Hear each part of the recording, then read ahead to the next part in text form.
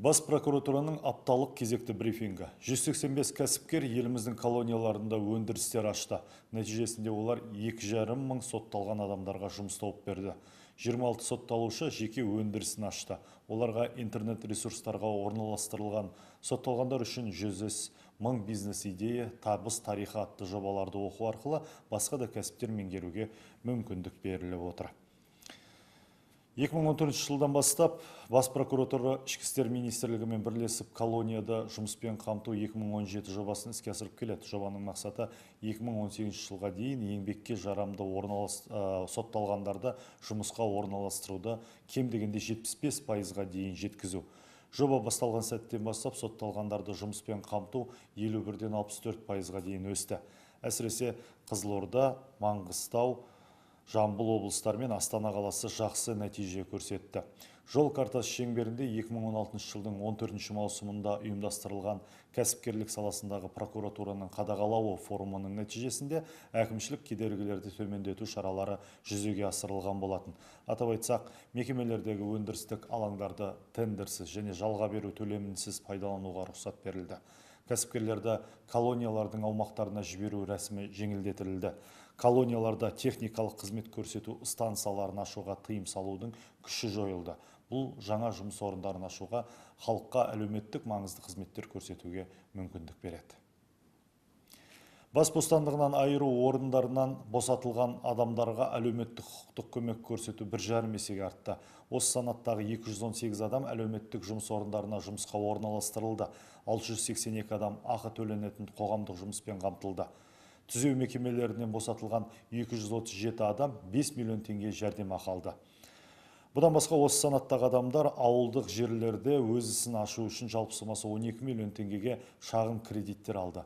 2015 жылдан бастап Бас прокуратура мүдделі мемлекеттік органдармен бірлесіп, бұрынғы сотталғандарды қоғамға заңды құрметтейтін азаматтар етіп қайтаруға бағытталған ресоциализация «Сен қоғамға керексің» жобасын іске асырып келеді. Былтырғы жылмен салыстырғанда жол апаты оқиғалары мен жарақат алу жағдайлары азайған. Осы жылы елімізде 15.500-ден астам жол көлік оқиғалары болып, 22 мыңнан астам адам зардап шеккен. 2089 адам қаза болды. Бұл көрсеткіш 2015 жылдың осы кезеңімен салыстырғанда 1,5 есеге азайған. Зардап шеккендердің жалпы санының 17,8% балалар.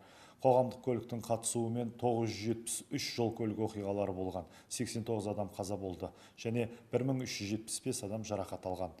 500-ден астам жағдайда автобустардың жүргізушілері кінәлі болып шықты. Бас прокуратура жанындағы құқық қорғау органдары академиясы уәкілетті мемлекеттік органдар мен үкіметтік емес сектордың сарапшыларымен бірлесіп, жол қауіпсіздігінің ұлттық тұжырымдамасы жобасын әзірледі. Жобаның негізгі мақсаты 2020 жылға қарай Қазақстанда жол көлік оқиғаларынан болатын өлім-жітімді 100 мың тұрғынға шаққанда 6 адамға дейін азайту. Перспективада жол апаттарынан болатын өлім-жітімнің минималды деңгейіне қол жеткізу. Осы жылы жалған шақырулар мен жалған құжаттар пайдаланып шетелдіктердің мемлекеттік шекараны кесіп өту фактілері көбейген. Жыл басынан 1097 факті тіркеліп отыр. Прокуратура органдары Алматыда, Ақмола және Шығыс Қазақстан облыстарында қылмыстық топтар ұйымдастырған Қытай мен Өзбекстаннан келген шетелдіктердің заңсыз көші-қон арналарының жолын кесті. Шекара қызметі мен ішкі істер органдары көші-қонды бақылау үшін пайдаланатын бүркіт бірыңғай ақпараттық жүйесі жетілмегені анықталып отыр. Сондай-ақ шетелдіктердің ел ішінде жүріп тұруын бақылау жүйесі толық көлемде ретке келтірілмеген. Аталған жайттар заңсыз көші-қон мен сыбайлас жемқорлық үшін қолайлы жағдай жасайды. Сондай-ақ террористік қауіп-қатер деңгейін арттырады.